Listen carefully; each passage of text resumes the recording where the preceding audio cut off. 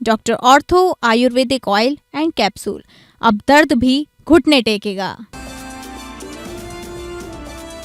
Trump के दावों को ईरान ने नकारा, कहा अब तक अमेरिका के साथ कोई प्रत्यक्ष बातचीत नहीं की। ट्रंप ने कहा समझौता नहीं हुआ तो ईरान की नहीं बचेगा। पश्चिम बंगाल चुनाव 2026 की अधिसूचना जारी, शुवेंदु अधिकारी ने किया नामांकन, ममता बनर्जी पर साधा निशाना, बीजेपी की सरकार बनाने का किया दावा। निशिकांत दुबे द्वारा बीजू पटनायक को सीआईए एजेंट बताने पर भड़की बीजेटी, राज्यसभा से किया वॉकआउट। बीजेड सांसद सस्मित पात्रा ने संसदीय समिति से किया इस्तीफा। नोएडा में अखिलेश यादव ने सरकार पर लगाया आरोप, कहा विरोधी रैली में लोगों को जबरन लाया गया, विधानसभा चुनाव में बदलाव की अपील की।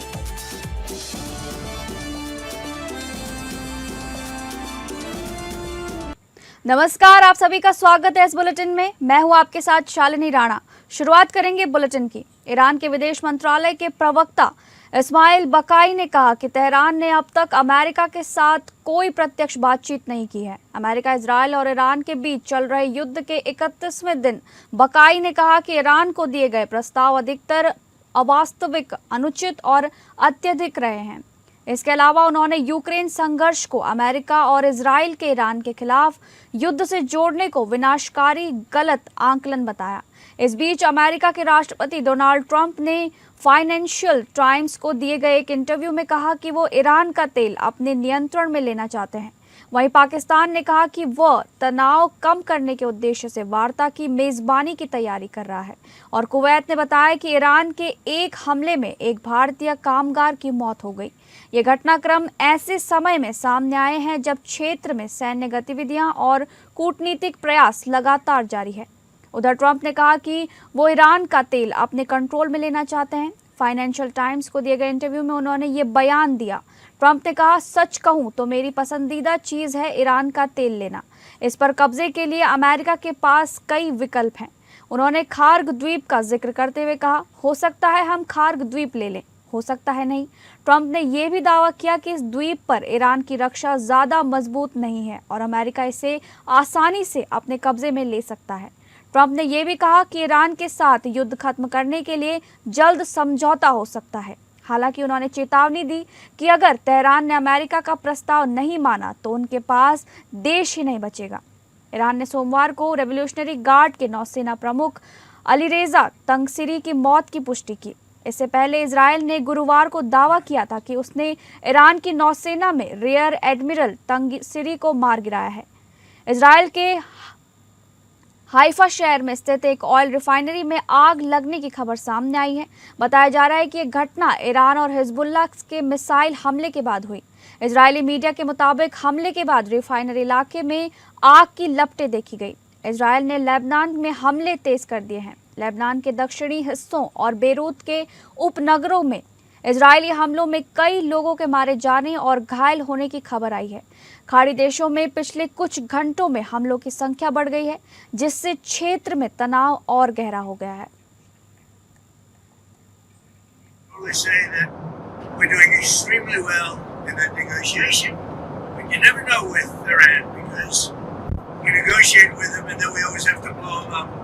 Whether it's the B-2 bombers or just terminating, as an example, the Iran nuclear deal done by Barack Hussein Obama, probably the worst deal we've ever done as a country, one of the dumbest deals we've ever done. But they terminated, unfortunately, otherwise right now they'd have a nuclear weapon. Then we did the attack with the B-2 bombers and we stopped them from having nuclear. And now we had to blow them up again. And we will probably, I think we'll make a deal with them. Pretty sure. Whether it's possible or we won't. But we've had regime change, if you look already, because the one regime was decimated, destroyed, they're all dead. The next regime is mostly dead. And the third regime, we're dealing with different people than anybody's dealt with before. अगली खबर, बीजू जनता दल के सदस्यों ने सोमवार को लोकसभा सांसद और भाजपा नेता निशिकांत दुबे द्वारा ओडिशा के पूर्व मुख्यमंत्री बीजू पटनायक के खिलाफ कथित अपमानजनक टिप्पणी किए जाने के विरोध में राज्यसभा से वॉकआउट किया। सदन की बैठक शुरू होने पर सभापति सीपी राधाकृष्णन ने आवश्यक दस्तावेज सदन और आधिकारिक पत्र पटल पर रखवाए। इसके बाद बीजद नेता सस्मित पात्रा ने इस मुद्दे को उठाते हुए कड़ा विरोध दर्ज कराया। उन्होंने कहा कि सांसद निशिकांत दुबे द्वारा पटनायक के खिलाफ अपमानजनक, गलत और मनगढ़ंत बयान दिए हैं जो पूरी तरह अस्वीकार्य हैं। सस्मित पात्रा ने आरोप लगाया दुबे ने बीजू पटनायक को CIA एजेंट बताया है। ये सत्तारूढ़ दल के गिरते स्तर को दर्शाता है। ये बेहद शर्मनाक है। उन्होंने कहा कि बीजद इस बयान का पुरजोर विरोध करता है और इसी के विरोध में सदन से वॉकआउट कर रहा है। बीजद के सदस्यों ने इसके बाद सदन से बहिर्गमन कर दिया। वह ये मुद्दा हाल के दिनों में राजनीतिक रूप से तूल पकड़ता जा रहा है। भुवनेश्वर में मीडिया से बातचीत के दौरान नवीन पटनायक ने साफ कहा कि उनके पिता पर लगाए गए आरोप न केवल निराधार हैं बल्कि बेहद दुर्भाग्यपूर्ण भी हैं। उन्होंने कहा कि 1962 के चीन हमले के समय वे खुद किशोरावस्था में थे और उन्हें अच्छी तरह याद है कि बीजू पटनायक उस हमले को लेकर कितने आक्रोशित थे और देश की रक्षा के लिए उन्होंने हर संभव प्रयास किया। इस बयान के खिलाफ बीजद ने संसद में भी मोर्चा खोल दिया। बीजू जनता दल के वरिष्ठ नेता और राज्यसभा सांसद सस्मित पात्रा ने ओडिशा के पूर्व मुख्यमंत्री बीजू पटनायक पर अपमानजनक बयान दिए जाने के विरोध में सस्मित पात्रा ने संचार और सूचना प्रौद्योगिकी संबंधी संसदीय स्थायी समिति से इस्तीफा दे दिया है। Honorable Chairman, sir, BU Janata Dal does not disturb the House, but today we want to place on record our serious protest against the disparaging, false and concocted statements made by MP Shri Nishikant Dubey ji against Shri Biju Patnaik ji. He's called Biju Patnaik ji a CIA agent. This is the level to which today the ruling party has fallen, to say that Biju Patnaik ji is a CIA agent. I was surprised to find the outrageous things that Shri Dubey MP said about Biju Babu yesterday. I don't think he knows that the Prime Minister Shri Nehru put an office next to his in Delhi while Biju Babu was still Chief Minister of Odisha to do the tactics and fight the Chinese. अगली खबर, पश्चिम बंगाल विधानसभा चुनाव 2026 की अधिसूचना जारी हो चुकी है। इसके साथ ही पहले चरण में बंगाल की 152 सीटों पर नामांकन भी शुरू हो गया है। नंदीग्राम विधानसभा सीट से भाजपा के टिकट पर सुवेंदु अधिकारी ने अपना नामांकन किया। सुवेंदु अधिकारी अभी विधानसभा के विपक्ष के नेता हैं और बीजेपी के प्रमुख चेहरा हैं। पश्चिम बंगाल का चुनाव बीजेपी उन्हीं के चेहरे पर प्रमुख रूप से लड़ रही है। पश्चिम बंगाल का चुनाव ममता बनर्जी और सुवेंदु अधिकारी के चेहरों पर ही लड़ा जा रहा है। पिछले चुनाव में सुवेंदु अधिकारी ने ममता बनर्जी को मात दी थी।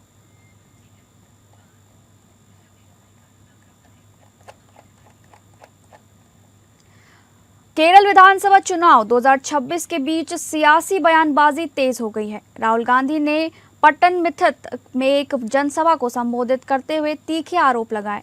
उन्होंने अमेरिका के साथ हुए ट्रेड डील पर सवाल उठाते हुए कहा कि प्रधानमंत्री ने देश के हितों के साथ समझौता कर लिया है। उन्होंने आरोप लगाया कि प्रधानमंत्री कॉम्प्रोमाइज्ड हैं और अमेरिका भारत समझौते को लेकर गंभीर सवाल खड़े किए। इससे पहले भी लोकसभा में नेता विपक्ष पीएम पर इससे मिलते जुलते आरोप लगा चुके हैं।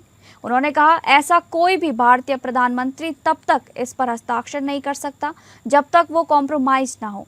उन्होंने केंद्र सरकार पर देश के कृषि क्षेत्र को अमेरिकी किसानों के लिए खोलने का आरोप लगाते हुए कहा कि इस फैसले से भारतीय किसानों के हित प्रभावित हो सकते हैं। कांग्रेस नेता राहुल गांधी ने प्रधानमंत्री नरेंद्र मोदी पर तीखा हमला बोला। उन्होंने आरोप लगाया कि मोदी केरल दौरे पर सबरीमाला मुद्दे पर चुप रहे। ये भाजपा और एलडीएफ के मिलकर काम करने का संकेत है। लोकसभा में विपक्ष के नेता ने कहा कि कांग्रेस केरल विधानसभा चुनाव में मकपा और भाजपा के संयोजन का सामना कर रही है। And you saw with your own eyes when I started to raise these points in Parliament. First they did not allow me to speak, and then Narendra Modi ran away from Parliament. നിങ്ങൾ നേരിൽ കണ്ടതാണ്. ഞാൻ ഈ വിഷയങ്ങൾ ഇന്ത്യയുടെ പാർലമെന്റിൽ ഉയർത്തിയപ്പോ ആദ്യം അവർ എന്നെ സംസാരിക്കാൻ അനുവദിച്ചില്ല. അതിനുശേഷം നരേന്ദ്രമോദി ആ പാർലമെന്റിൽ തന്നെ പുറത്തേക്ക് പോയി. But nobody can run away from the truth. പക്ഷെ ഒരിക്കലും ആർക്കും സത്യത്തിൽ നിന്ന് ഓടി ഒളിക്കാൻ കഴിയില്ല. And Mr. Narendra Modi is going to face. मुख्यमंत्री योगी आदित्यनाथ ने लोक भवन सभागार में बाल विकास और पुष्टाहार विभाग की महिला सशक्तिकरण, बाल विकास और रोजगार सृजन को नई गति देने वाली कई बड़ी पहल का शुभारंभ किया। कार्यक्रम में आंगनवाड़ी सेवाओं के सुदृढ़ीकरण के साथ साथ मिशन रोजगार के तहत नियुक्ति पत्र भी वितरित किए गए। मुख्यमंत्री योगी आदित्यनाथ द्वारा 30 मार्च को लोक भवन के सभागार में 10 आंगनवाड़ी कार्यकर्ताओं और सहायकों को ग्रोथ मॉनिटरिंग डिवाइस वितरित किए गए। इसमें चाइल्ड वेटिंग स्केल शामिल है।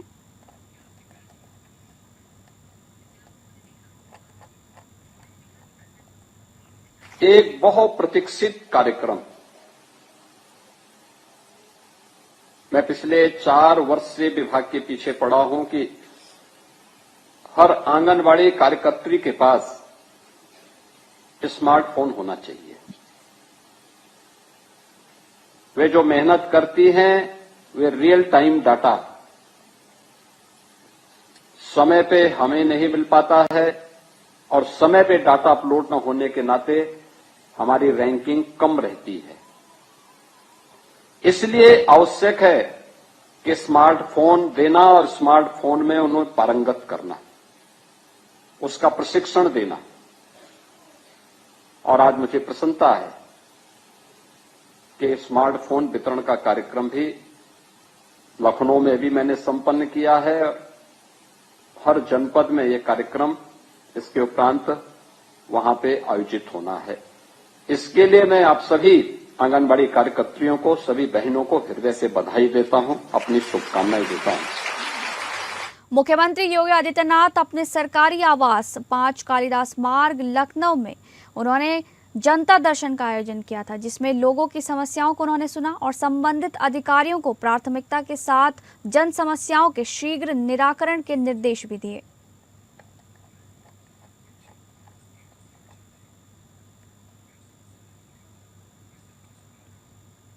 उत्तर प्रदेश के ग्रेटर नोएडा के दादरी में समाजवादी पार्टी के अध्यक्ष अखिलेश यादव ने एक बड़ी रैली को संबोधित किया और सत्तारूढ़ बीजेपी सरकार पर जोरदार हमला बोला।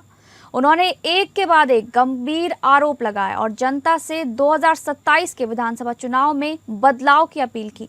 अखिलेश ने कहा कि उनकी रैली की चर्चा इतनी तेज थी कि विपक्ष को मजबूर होकर पहले अपनी रैली करनी पड़ी। उन्होंने दावा किया कि उस रैली में लोग अपनी मर्जी से नहीं आए थे, बल्कि उन्हें लाया गया था। अखिलेश ने यह भी आरोप लगाया कि एक ऐसी यूनिवर्सिटी के छात्रों को रैली में बुलाया गया जिसकी वजह से पहले देश की छवि को नुकसान पहुंचा था। उन्होंने कहा कि छात्रों को अगले दिन छुट्टी का वादा करके रैली में लाया गया था। लोग ये सोचें कि उनके साथ कोई नाइंसाफी, कोई अन्याय नहीं हो रहा है, तभी आपसी विश्वास जागेगा। अगर समाज में ये भावना रहेगी तो 5% बचतवादी लोगों के पास पैसों और राजनीति की वो ताकत है कि वो हर समाज के कमजोर को मिलाकर के बने 95% पीड़ित समाज का शोषण दोहन करते रहेंगे तो समाज में शांति कैसे आएगी, अपनापन कैसे जागेगा, देश एक जैसा एक कैसे होगा, तरक्की कैसे होगी। इसलिए जो लड़ाई है वो हमारी आपकी मिलकर के 5% लोग जो 95% के साथ शोषण कर रहे हैं उनको अपने अधिकारों से वंचित करने का काम कर रहे हैं। हजारीबाग में रामनवमी से ठीक पहले 12 साल की एक मासूम बच्ची के साथ दुष्कर्म के बाद उसे पत्थर से कुचलकर हत्या करने का मामला सामने आया है। इस दिल दहला देने वाली घटना ने पूरे राज्य को झकझोर कर रख दिया है। इसी बीच भाजपा द्वारा हजारीबाग बंद का आह्वान भी किया गया है। इस क्रम में सांसद मनीष जायसवाल ने घोषणा की है। वहीं पार्टी द्वारा 2 दिन पहले ही घटना की कड़ी निंदा करते हुए कहा गया था कि दोषी को सजा नहीं मिलती है तो सोमवार को जिला बंद किया जाएगा।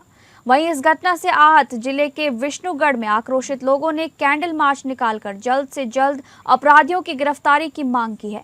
इसी दौरान उनका कहना था कि इस घटना से अब समाज की हर बेटियों की सुरक्षा पर सवाल खड़े हो गए हैं। वहीं घटना के 7 दिन बाद भी पुलिस अपराधियों को गिरफ्तार नहीं कर पाई है। ऐसे में अगर अपराधियों को गिरफ्तार नहीं किया जाता है तो असामाजिक तत्वों का हौसला बढ़ता है। इस घटना ने पूरे समाज को झकझोर कर रख दिया है। हर ओर इस घटना की निंदा हो रही है। अपराधियों को गिरफ्तार करना प्रशासन के लिए एक बड़ी चुनौती बन गया है। पिछले दिनों हजारीबाग में एक नाबालिग बच्ची का शव संदिग्ध हालात में बरामद हुआ था, जिसके बाद परिजन और स्थानीय लोगों ने दावे किए कि उसके साथ दुष्कर्म किया गया है और बेरहमी से उसकी हत्या कर दी गई।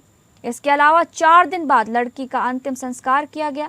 ऐसे में घटना प्रदेश भाजपा के प्रदेश अध्यक्ष आदित्य प्रसाद साहू, केंद्रीय मंत्री अन्नपूर्णा देवी सहित कई बड़े नेताओं ने भी अभी गांव का दौरा किया और परिवार के लिए सरकार से मुआवजे की मांग की है। कल हजारीबाग के विभिन्न प्रखंड मुख्यालयों में मशाल जुलूस निकलेगा और सोमवार को 30 तारीख को हजारीबाग बंद रहेगा। उसके बावजूद भी यदि अपराधी नहीं पकड़े जाते हैं तो पूरे प्रदेश में क्रमवार भारतीय जनता पार्टी के कार्यकर्ता इस विषय को लेकर के आंदोलन करेंगे। और हाँ, 30 तारीख को हमारी महिला मोर्चा की बहनें राज्य में आने वाले सभी जिला मुख्यालयों पर धरना प्रदर्शन करने का काम करके विरोध करने का काम करेंगे। लोग आक्रोशित हैं, वो हत्यारे अभी तक फ्री होकर घूम रहे हैं। उस बेटी को इंसाफ देना होगा, उस गरीब बच्ची को इंसाफ देना होगा, जब सरकार को होश में आना हो। झारखंड के सरकारी और गैर सरकारी अस्पतालों के साथ साथ सभी नर्सिंग होम में आईसीयू सेवाओं की स्थिति को और बेहतर करने की दिशा में बड़ा कदम उठाया गया है, जिसके तहत आईसीयू के रखरखाव, संचालन और क्वालिटी को अपग्रेड करने के लिए राजधानी रांची में एक राज्य स्तरीय कॉन्फ्रेंस का आयोजन किया गया। यह आयोजन राजधानी के एक होटल के ऑडिटोरियम में सफलतापूर्वक संपन्न हुआ, जिसमें इंडियन पब्लिक हेल्थ स्टैंडर्ड्स के तहत अस्पतालों के 15% बेड पर आईसीयू सुविधाएं देने की जरूरत पर विशेष रूप से चर्चा हुई। तो वहीं इस राज्य स्तरीय कॉन्फ्रेंस में नेशनल हेल्थ मिशन के project director Shashi Prakash Jha, RIMS trauma centre के हेड डॉक्टर प्रदीप भट्टाचार्य, रांची सदर के senior surgeon doctor Prabhat Kumar, स्वास्थ्य अधिकारियों, सरकारी और गैर सरकारी अस्पतालों के प्रतिनिधियों ने हिस्सा लिया। इस मौके पर राज्य के सभी सरकारी और गैर सरकारी अस्पतालों में आईपीएचएस के नियमों के मुताबिक आईसीयू सुविधाएं देने के निर्देश दिए गए।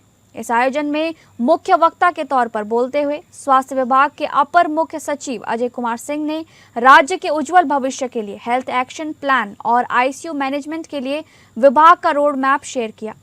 इसके अलावा कॉन्फ्रेंस में राज्य में बेड की उपलब्धता पर चर्चा करते हुए स्वास्थ्य विभाग सचिव द्वारा कहा गया कि अभी राज्य में कुल 28,000 बेड उपलब्ध हैं, जिसमें सरकारी और प्राइवेट सेक्टर का 50-50 हिस्सा है। हालांकि अभी लगभग 4,200 आईसीयू बेड उपलब्ध होने चाहिए, जो कुल बेड का 15% है, जबकि अभी सिर्फ 1,000 से भी कम बेड उपलब्ध हैं। अभी एनएचएम से भी 76 चिकित्सा पदाधिकारियों की नियुक्ति कल हो रही है और एसएमयू के भी 150 से अधिक स्पेशलिस्ट मेडिकल ऑफिसर विभिन्न जिलों में भेजे जा रहे हैं। और आईसीयू को सुदृढ़ करने के लिए केवल चिकित्सा पदाधिकारी आवश्यक नहीं है, उसके जो टेक्नीशियन है, उसके जो इक्विपमेंट है और उनके साथ जितने लोग काम करते हैं उनकी प्रॉपर ट्रेनिंग। तो एक साथ ये बड़ी जिम्मेदारी होती है कि जब तक सारा चीज़ सुदृढ़ नहीं होगा तब तक ये संख्या नहीं बढ़ सकती है। फिर भी पिछले 5 वर्षों में आपने देखा है कि आईसीयू के कितने बेड बढ़े और वो सभी कार्यरत हैं। ये आज बहुत अच्छा एक गाइडलाइन है जिस पर आज चर्चा हुई है कि 15% बेड आईसीयू का होना चाहिए। मान लीजिए हमारे यहाँ ऑफिशियली 500 बेड है तो 75 बेड्स होना चाहिए आईसीयू का। फिलहाल इस बुलेटिन में बस इतना ही। नमस्कार।